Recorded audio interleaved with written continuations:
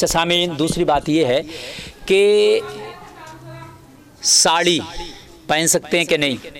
आम तौर से इस इलाके में, हमारी इस खत्ते में, रामपुर, मुरादाबाद, बरेली, बदायूं, ये है कि गैर मुस्लिम ही साड़ी पहनते हैं। ऐसा नहीं है, साड़ी जायज़ है, मुस्लिम भी पहन सकते हैं।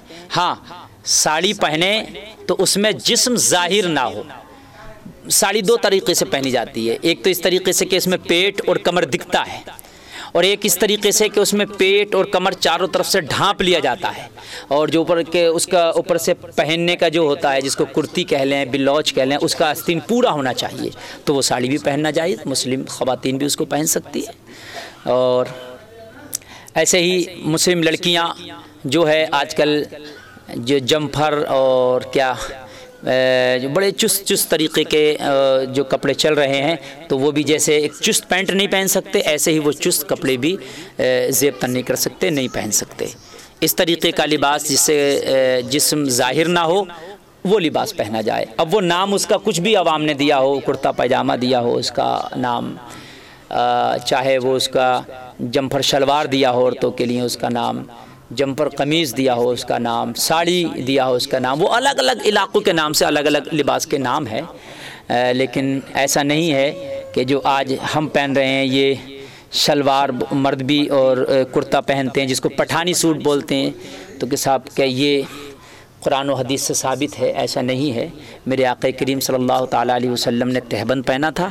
हाँ, ये उलमा ने इसको जायज़ करार दिया, पसंद फरमाया। क्यों? क्योंकि इससे सतरपोशी अच्छी होती है, जिस्म के अंग इससे नहीं दिखते हैं। लिबास जो है इस तरह का हो ना ज़्यादा इतना मतलब भड़कीला होना चाहिए, बहुत ज़्यादा मयाना लिबास, दरमियानी लिबास पहने। और इसमें ये भी क़ैद नहीं है कि साफ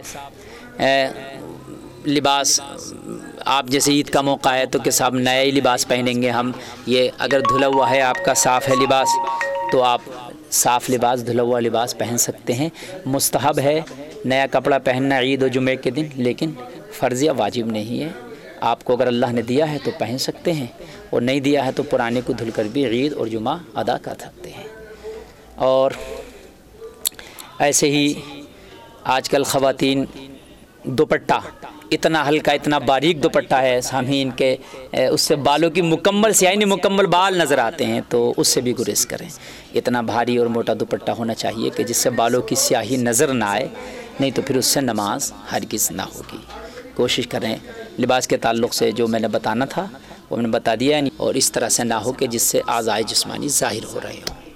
अब ख़वातीन के लिए भी यही हुक्म है कि वो ऐसा ढीला कपड़ा पहने कि जिससे आज़ाए जिस्मानी ज़ाहिर ना हो। यही नौजवान लड़कों के लिए, मर्दों के लिए हुक्म है।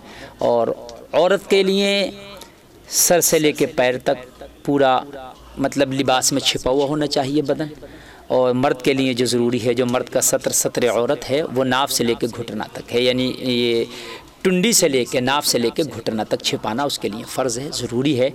अक्सर ये होता है, देखा जाता है कि नौजवान घरों पे गुस्ल करते हैं, नहाते हैं खुले में, तो वो कच्छा या अंडरवियर पहन करके गुस्ल करने लग जाते हैं, और उनसे घुटने के ऊपर का सतर दिख रहा होता है, तो ये नाजायज़ व हराम है।